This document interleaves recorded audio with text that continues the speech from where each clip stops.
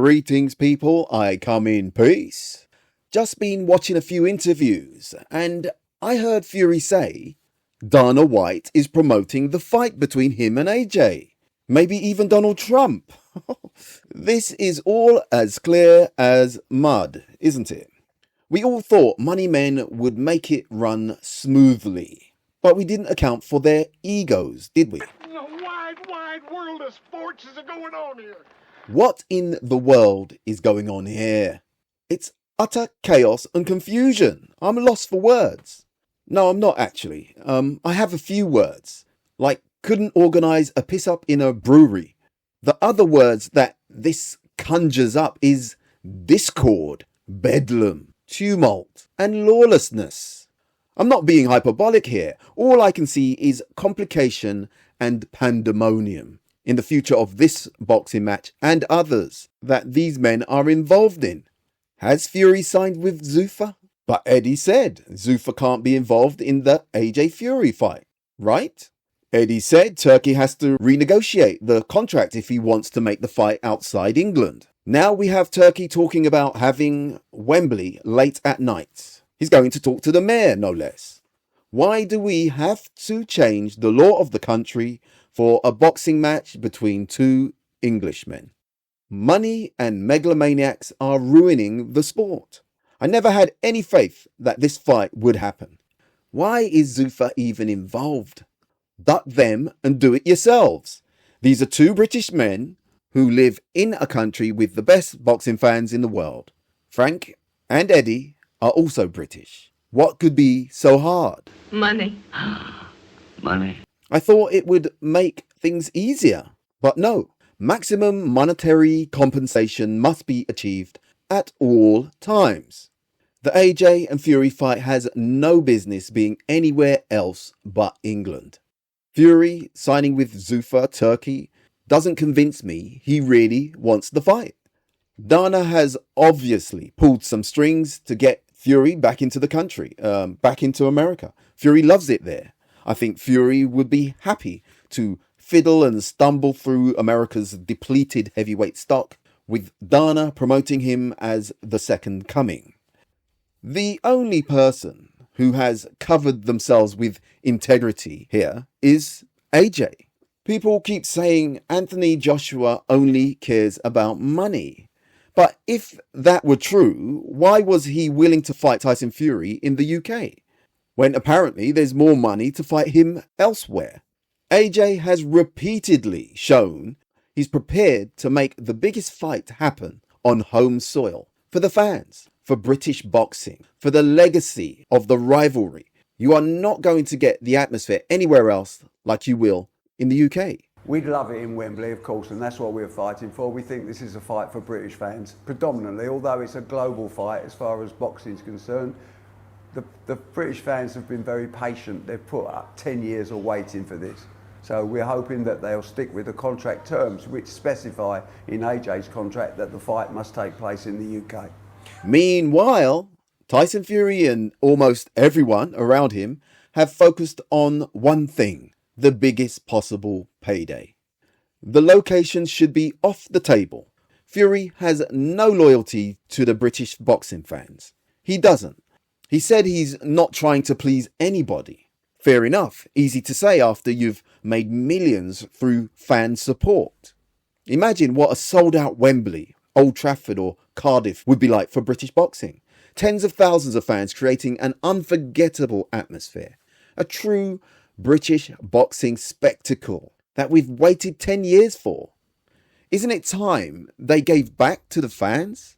Why do they want to squeeze every single cent, penny, farthing out of it? Not a farthing. That's the difference. AJ has shown a willingness to put legacy above business. In AJ's latest interview, he admits he was split between business ventures and boxing, but wants to concentrate purely on the boxing now. Whether you're Team AJ or Fury, it's hard to deny that Joshua has consistently expressed a desire to deliver the fight for the UK fans. At the same time, the biggest obstacle has usually been Fury making excuses. At the end of the day, Fans wanted one thing: the two biggest heavyweight stars in Britain sharing a ring. The location shouldn't have mattered more than making the fight happen. So we're hearing that Turki Al-Sheikh wants this fight staged so it starts at around 2 a.m. in Britain in November. To suit the American market, they say. I can't see how that'll work. Money doesn't make you omnipotent. There are things that just cannot be manipulated. Look, if Fury genuinely cared about the British fans who filled stadiums and bought the pay-per-views for years and listened to his lies and shenanigans, wouldn't this be the moment to say, no, let's make sure our own supporters can watch this at a reasonable time? Instead, silence. He wants to fight in America. It's a domestic fight. It always comes back to the same thing, the biggest check. Don't get me wrong, we all know that boxing is a business. Fighters deserve to earn life-changing money, but they've earned life-changing money years ago. Nobody's saying they shouldn't though, but these guys must have netted over 100 million, surely.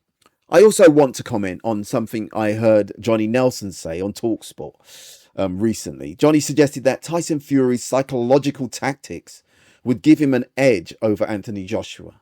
He said that will be the make or break of this fight. Reason being is because Tyson Fury will absolutely ruin him in the build-up to this verbally. Did you not with Anthony Joshua, he knows mentally I can get to you. Do you think that's how he'll do it? Yeah, that will be the make or break of this fight. How he does him mentally. Do you see? What a load of codswallop. Oh, Johnny, please. Johnny's a lovely man, but he does say some sensational things. Fury also said he couldn't imagine AJ sitting at the table with him. He'd batter him, verbally that is. I don't know if anybody is really paying attention here, but AJ makes Fury nervous. And when Fury is nervous, he rants and raves and stoops to schoolboy put-downs and insults, just like he did with Usyk, which got really vile and spiteful. If he's comfortable with an opponent, he's very jovial and comedic, picking them up, tickling them, hugging, kissing, you know. But serious threats, he shows signs of stress. What's he going to say to AJ in a press conference? Is he going to call him a stiff bodybuilder, dosser? So what? Is that all he's got? AJ's a specimen.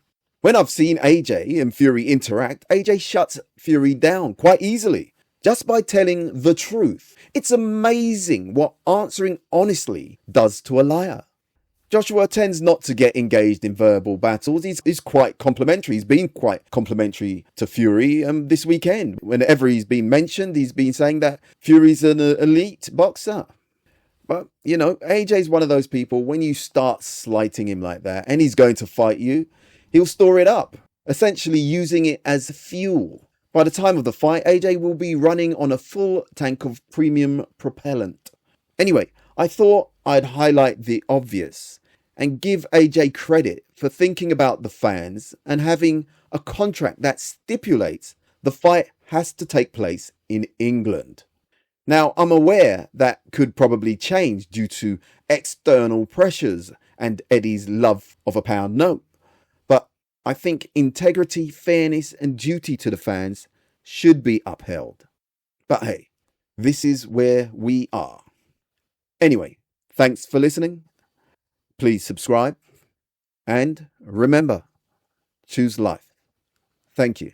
Me, I think positive always. I believe I can do anything, and boxing's been it is my business, and it's been my business.